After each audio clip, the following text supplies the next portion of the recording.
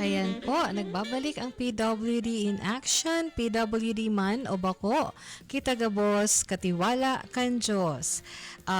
Again, I would like to say hi to my college classmates. Hi Malu, hi Ives. Thank you for listening. And also kay Kuya Marvy Andes, ang kanite ng aking asawa. Okay. So, meron po tayong question dito from Ma'am Vic Vista. Siya po ay nagtuturo sa Kawayan National High School ng Cagraray Island.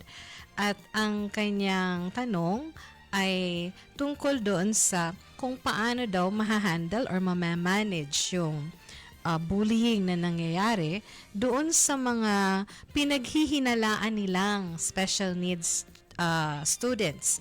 Pinaghihinalaan kasi walang formal diagnosis. Tama po ba ako, Ma'am Vic? Walang formal diagnosis, pero alam nila as teachers na may manifestation. Ayun. Paano nga ba yun mamamanage nila yung bullying? Kasi mga simpleng bullying na galing sa kanilang mga kaklase. Totoo po yan na marami ng mga estudyante ngayon sa regular class yung may makikitaan nating parang kakaiba sa kanila. And sometimes the kids know that, the students themselves, yung mismong merong kaibahan, yung merong sabihin natin, hindi pa naman kasi natin pwedeng sabihin may disability sila kasi nga wala namang formal diagnosis, pero alam nilang may naiiba sa kanila. Pag-uusapan natin yan, Ma'am Mavic, later. Okay? Pero isa-isahin ko muna yung iba-ibang konseptong ibibigay natin at pupunta tayo dyan. Ang una po na bigyan natin ng pansin yung love of self. Love of self hindi sa atin. Yung love of self nila among themselves. Yung pagkikilala sa kanilang dignidad, sa kanilang kahalagahan bilang tao. Ang inclusion po kasi na nag-start yan pag ang PWD mismo na i-encourage natin na ma-recognize yung kanilang yung kanilang kahalagahan or yung value nila as a person, yung talents nila, at kung ano ang kanilang purpose. So, posible nating tanungin ang sarili natin, paano natin matutulungan in the very first place na ang PWD na nasa community natin, perhaps even sa family at sa community like the school, paano natin matutulungan yung PWD na maramdaman na sila ay mahalaga, may kakayahan, at may lugar sa ating lipunan. So, siguro naman po, hindi naman sila makakapasok sa regular school, Ma'am Vic, kung hindi naman sila nakakapag-converse, di ba? Alam natin yon kasi meron tayong mga estudyante na talagang hindi kayang makihalubilo sa regular class. Etong mga nasa regular class natin na nakikitaan natin ng sabihin natin yung teachers magaling parang sanay magsabi may something doon, parang ganon. So siguro ang una-una nating bigyang pansin kung paano nila pahalagahan muna ang sarili nila. Kasi pag nauna yung bullying tapos sila po ay naunahan din ng hiya dahil sa bullying na nangyari, hindi na natin makukuha yung galing ng batang yon. Hindi na natin ma-maximize ang kanyang potential. So, as much as possible, una siguro nating tingnan kung paano nila mamahalin ang kanilang mga sarili. And importante po, very important na makipag-coordinate tayo sa kanilang mga magulang. Okay. Paano natin gagawin yon, Ma'am Vic? Sabi mo nga, na ma-manifest lang pero without diagnosis of medical specialist. Okay. Mahirap din, Pero kami po, kasi sa school po, kung saan ako nagtuturo, ang ginagawa namin, halimbawa, kasi ako rin po yung guidance coordinator sa school, pag may teacher na nagsasabi sa akin na may nakikita siyang parang kakaiba, may manifestation sa bata, I usually ask the teacher to make Sir, ay sorry po, Sir Vic. Sorry. Okay. Sorry po, Sir Vic. Ayan. Usually po, ang ginagawa namin sa school is I ask them for anecdotal reports. Hinihingan ko po ng anecdotal report. Kasi po, hindi tayo pwedeng magsabi sa parent nila na ah, mommy or daddy or mama or papa, parang may nakikita kaming kakaiba dito, baka may ganito to, may ADHD or may autism. Linilabel na natin. Wag po natin gawin yon kasi wala tayong karapatan na i-label yung estudyante. Pwede lang natin ikwento kung ano yung mga kakaibang ginagawa niya. We can tell the parents that. And siguro sa umpisa baka hindi open ang ibang parents. Yun po ang medyo mahirap doon. Paunti-unti. Paunti-unti. Hindi naman natin sila bibiglain at gentle lang yung pagsasabi natin sa kanilang ganon. Baka kasi hindi rin sila aware doon sa mga sa kaibahan ng kanilang mga anak sa ibang bata. Baka hindi nila nakikita pa yon.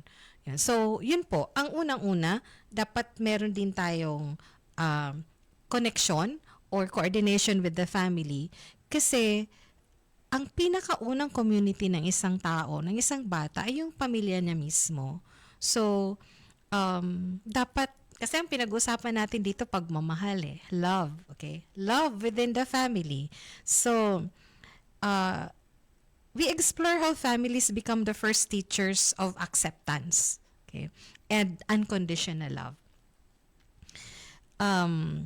Siguro, ewan ko po, Sir Vic and sa ating mga katiwala na nakikinig, it helps if a family has God in its center.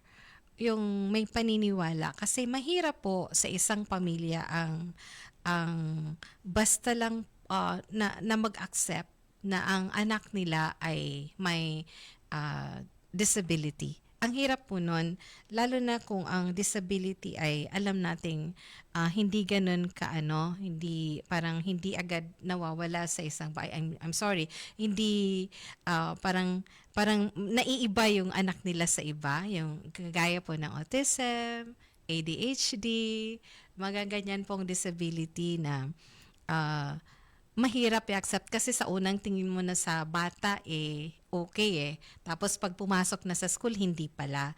So, it helps the family if they surrender everything to God, to let God work in them. Makakatulong po siguro tayo dyan kapag na-inspire natin sila, pag tayo din ay naniniwala doon. So, importante po yun na may acceptance sa family ng isang bata, Sir Vic. Importante po yun. Kasi dun po mag-start kung halimbawang kailangan talaga magpatingin ng bata, makikita, magkakaroon ng diagnosis from a medical specialist at tayong teachers, makakatulong tayo in a way na yung intervention na maibibigay natin sa kanila, ganon. Now, hindi pa tayo pumupunta dun sa sa peers nila kung paano maaalis or mamamanage yung bullying.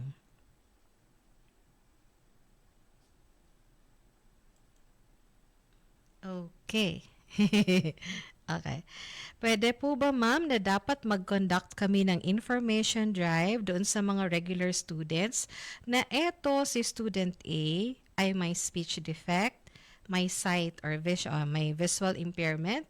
What I mean po, dapat alam nila ang situation ng kaklase para mabawasan ang bullying. Okay. Maganda po yung suggestion mo, Sir Vic, na magkaroon yan. Kaya lang, sabi mo nga kanina, wala namang formal diagnosis na na binigay yung magulang. Siguro, wala kayong nahahawakan na diagnosis from a medical specialist. So, hindi natin sila pwedeng i-label na ganun. Pwede siguro po mag-conduct kasi sa amin ginagawa namin. Yung, di ba po, by the start of the school year, meron tayong, ewan ko po kung ginagawa sa ibang school. Sa amin kasi merong parang anti-bullying na parang orientation.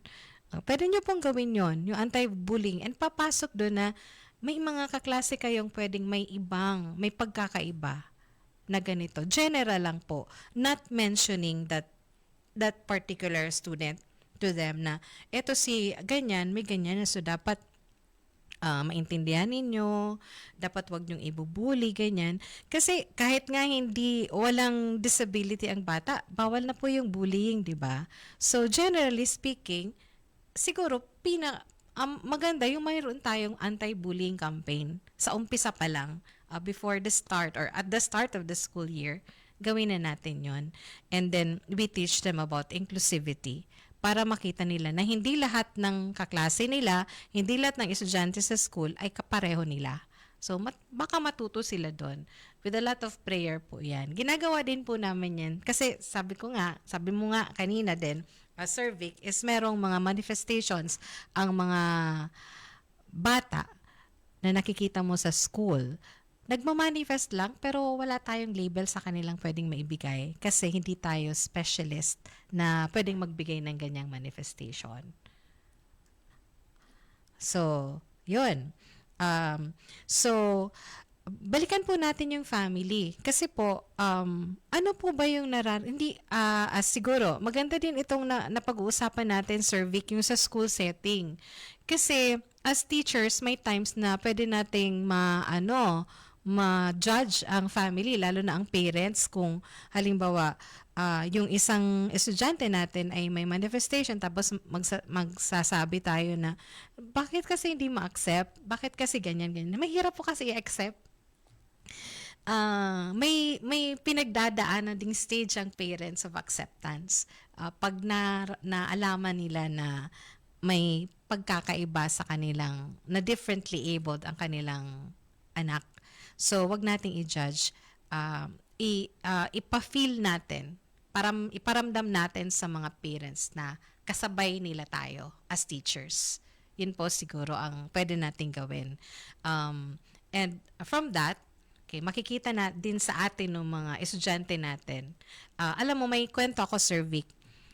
Hindi ako magbibigay ng pangalan, pero one time sa school, nagkaroon ng parang book week celebration, at nung tumayo yung isang estudyante sa harap, may may pinapakitang manifestation, biglang may sumigaw na estudyante, autistic, ganon.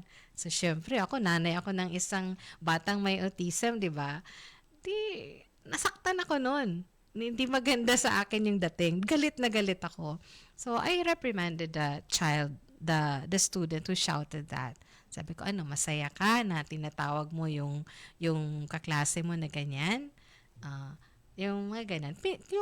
Galit ka na pinireprimand mo, pero pinapakita mo sa kanya kung saan siya dun mali. Pinapakita mo na hindi lahat ng estudyante kagaya niya na walang disability na normal na sinasabi. Actually, we don't use that. Pareho niya mag-isip. Pero, pinakita ko rin sa kanila, Sir Vic, na na mas magaling nga yung estudyante sa ganitong exam eh. Mas mataas yung score niya. So, sabi ko, hindi mo nga inabot yung score niya. Ganyan. So, sino ka para tawagin siyang ganyan? So, ipapakita natin yung halaga ng person, nung bata na may pagkakaibang abilidad or kakaibang abilidad dun sa ibang bata. And